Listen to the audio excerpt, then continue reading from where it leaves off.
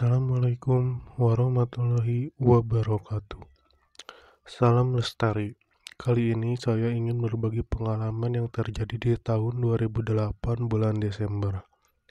Barangkali bisa menjadi pelajaran untuk kita semua untuk lebih memikirkan keselamatan. Hari itu, aku dan sepupuku Alpin berencana mendaki Gunung Ciremai untuk pertama kalinya.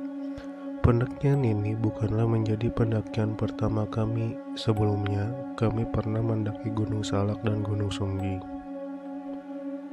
Kami memutuskan naik Gunung Ciremai ini karena kebetulan kami mempunyai teman orang Kuningan, namanya Irma. Kami bertemu dengan Irma di sebuah konser musik underground di daerah Bekasi, dan dia bersedia untuk menemani kami mendaki. Sebelum memuncak, saya pergi dulu ke warnet untuk mencari informasi tentang gunung tersebut, seperti jalur pendakian, larangan, dan mitos-mitos yang ada di gunung itu. Setelah mencari informasi, kami pun segera pulang untuk mempersiapkan barang bawaan kami untuk mendaki. Setelah selesai packing, aku dan Alpin langsung berangkat menuju terminal untuk naik bis ke Kuningan. Singkat cerita, sampailah kami di terminal Kuningan sekitar jam 5 sore, dan Irma sudah menunggu kedatangan kami. Ternyata, Irma tidak sendirian. Irma bersama seorang temannya yang bernama Hendra. Dan kami langsung diajak untuk pergi ke rumahnya Irma. Ternyata, rumah Irma ini tepat berada di kaki Gunung Ciremai. Walaupun rumah Irma berada di kaki Gunung Ciremai, tetapi Irma belum pernah sekalipun mendaki Gunung Ciremai. Ya, ini akan menjadi pendakian pertama bagi Irma. Setelah beberapa lama kami berada di rumah Irma dan Irma pun sudah selesai packing barangnya, kami pun memutuskan untuk memulai pendakian. Irma mendaki ini tidak meminta izin terlebih dahulu ke ibunya, karena waktu itu ibunya sedang tidak berada di rumah, sedang pergi ke masjid. Kata Irma, dia sudah biasa pergi tanpa meminta izin terlebih dahulu ke ibunya. Aku pun tidak mau mengambil pusing akan hal itu.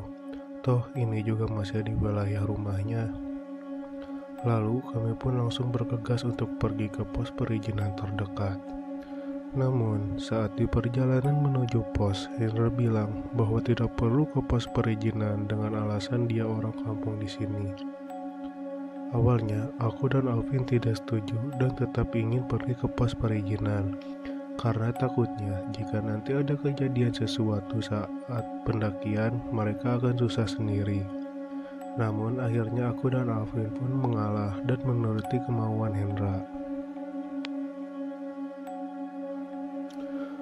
Aku mengeluarkan kompas sebagai patokan arah yang menunjukkan puncak ada di arah timur. Perjalanan dimulai. Hendra memimpin perjalanan melalui ladang-ladang warga dan menembus hutan pinus yang dipenuhi semak belukar yang ditebas Hendra menggunakan parang yang dibawanya dari rumah.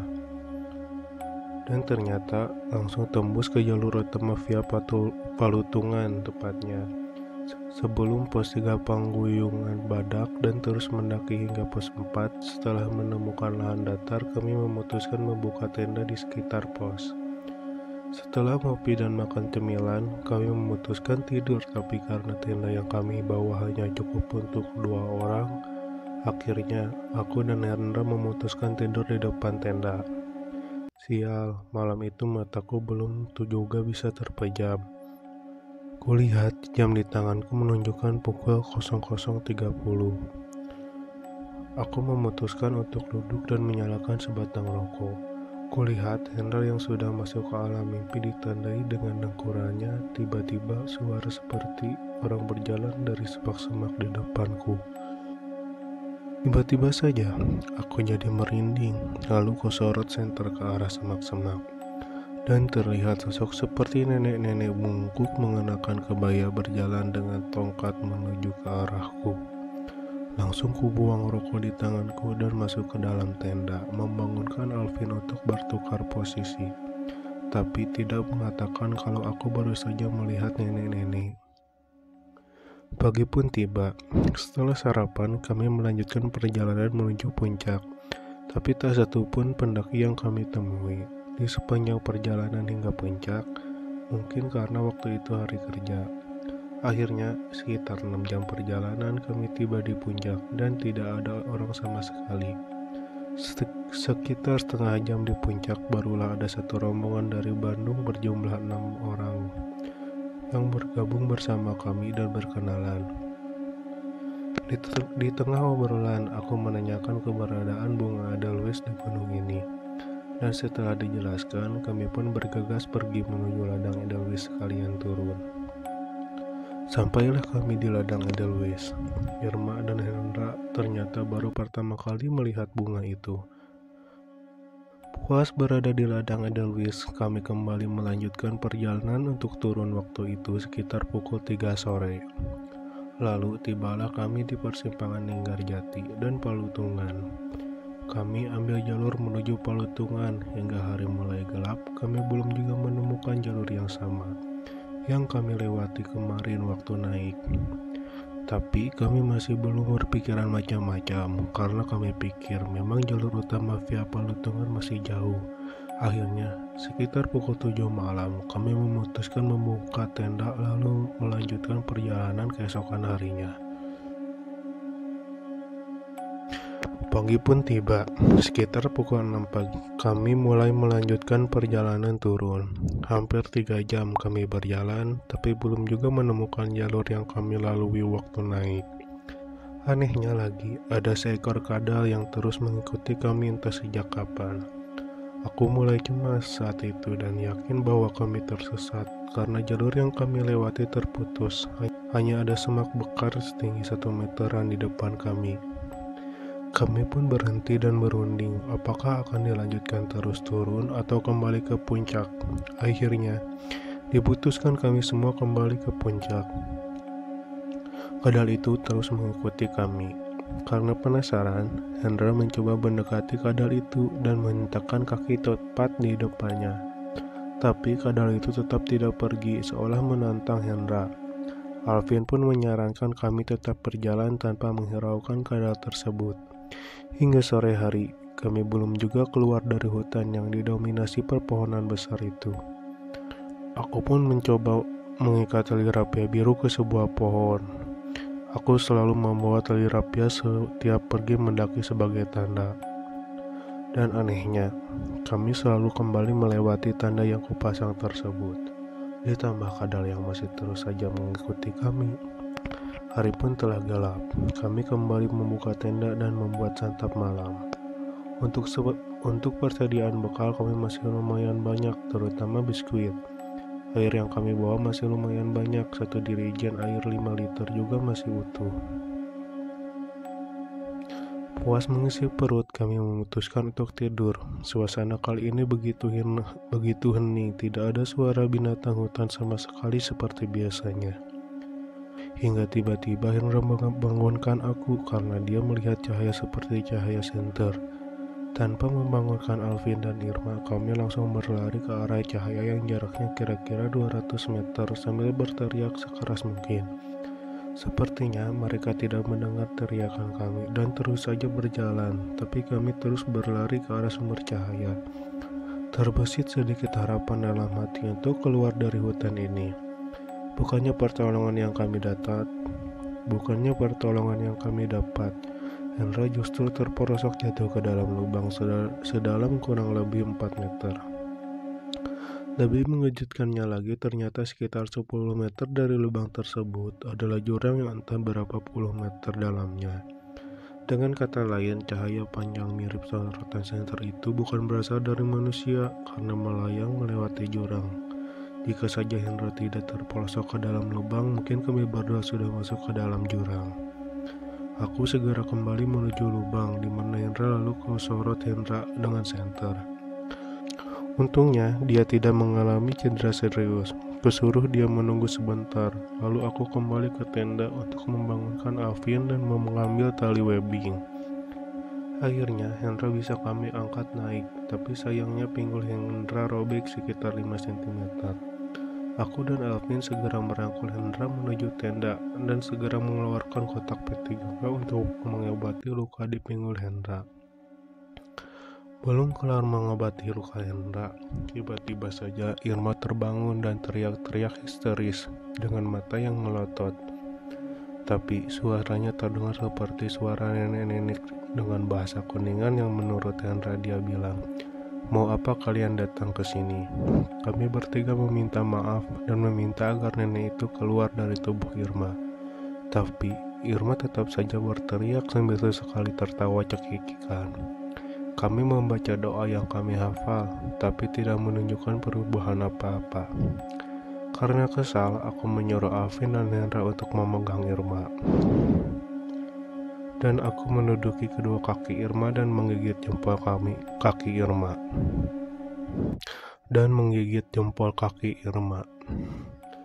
Teriakan Irma perlahan mulai melemah hingga akhirnya benar-benar sadar. Aku pun langsung memberinya minum. Lalu Irma bercerita bahwa ia bermimpi dibawa nenek-nenek ke suatu tempat di dalam goa. Kami semua mulai panik dan berpikir kami tidak akan bisa keluar dari hutan yang aneh itu. Pukul 2 pagi, aku memutuskan untuk sholat tahajud. Mereka bertiga pun ikut melaksanakan sholat tahajud dengan wudhu air yang ada di dalam dirijen yang kami bawa. Kami berdoa agar bisa keluar dari hutan ini, dan jikapun kami harus mati, kami pasrah. Suasana menjadi haru saat tanpa sadar kami berempat meneteskan air mata. Setelah sholat dan bersolawat, kami kembali memutuskan untuk tidur dan melanjutkan perjalanan saat hari sudah terang. Sekitar pukul 8 pagi, kami bertiga bangun kecuali Hendra yang masih terlelap. Saat Alvin menyentuh badan Hendra, badannya terasa sangat panas. Mungkin karena luka di pinggulnya. Setelah sarapan, kami mulai kembali perjalanan ke atas dengan sangat lambat karena kondisi Hendra yang cukup mengkhawatirkan. 1 jam berjalan, kami tiba di tanah datar yang cukup luas dan beristirahat. Alvin berjalan sendiri untuk mencari arah. Setelah setengah jam ia kembali dan berkata bahwa ia melihat perkampungan di arah utara. Kami pun kembali melanjutkan perjalanan turun ke arah utara. Stok air kami hanya tersisa 2 botol ukuran 600 ml. Sebelum gelap, kami harus sudah sampai di perkampungan yang Alvin lihat. 4 jam sudah kami berjalan, tapi perkampungan yang Alvin lihat tadi sama sekali belum terlihat. Sialnya, tanda tali rapi yang aku pasang jauh di bawah. Kembali kami melewati, padahal kami telah berjalan sangat jauh ke arah puncak dan berjalan berlawanan dari arahnya yang kami pasang tanda. Aku sudah berpikir akan mati di gunung ini, tapi keluarga dan teman-teman di Jakarta membuatku tetap optimis kalau aku bisa keluar dari hutan ini. Hari pun kembali gelap, kami masih berada di hutan yang didominasi pohon-pohon raksasa. Kami kembali membuka tenda dan mengisi perut lalu tidur. Kali ini aku dan Alvin yang tidur di luar tenda. Tapi sepertinya Alvin tidak bisa tidur. Entah apa yang ia pikirkan. Ia hanya memejamkan mata sambil membaca-baca doa, seperti orang yang ketakutan tapi tidak mau mengatakan apapun yang sebenarnya terjadi. Aku pun terus mengamati Alvin sambil sesekali melihat sekitar. Lalu Alvin bangun dan menyuruh kami untuk melanjutkan perjalanan. Saat itu kira-kira pukul 9 malam, aku menganjurkan Alvin untuk melanjutkan perjalanan. Saat terang, tapi Alvin tetap bersikukuh ingin melanjutkan perjalanan. Akhirnya kami semua menuruti kemauan Alvin karena kami takut Alvin melihat sesuatu yang bisa membahayakan kami. Dengan perasaan yang bingung, kami mengikuti Alvin kembali ke arah atas hingga kembali bertemu dengan tanah datar yang kami temui tadi siang.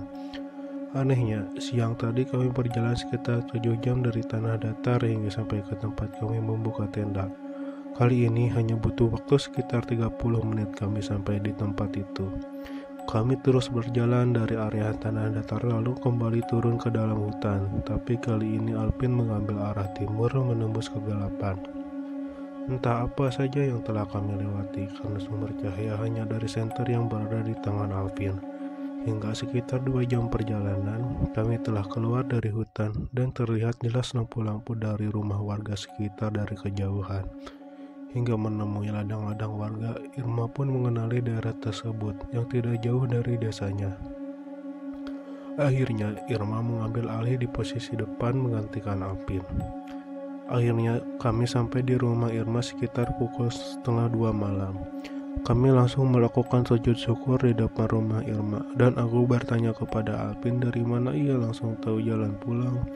Alvin bercerita, di saat kami memutuskan untuk tidur, seorang kakek-kakek datang menghampiri dan mengatakan jika kami ingin keluar dari hutan itu, kami harus segera mengikutinya. Dan kami pun mulai bercerita tentang apa yang terjadi.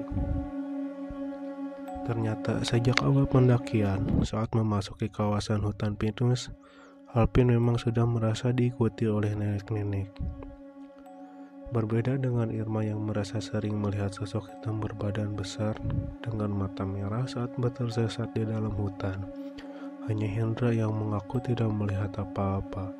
Tapi kami tidak percaya karena ia terlihat seperti menutupi sesuatu. Akhirnya Irma masuk membangunkan ibunya yang sedang tertidur, lalu langsung memeluk ibunya dengan erat dan menceritakan bahwa kami baru saja tersesat di Gunung Ciremai. Ibunya Irma pun langsung mencaci maki kami semua. Dia bilang bahwa keluarga kampungnya tidak ada yang berani mendaki Gunung Ciremai kecuali untuk mencari ilmu-ilmu tertentu.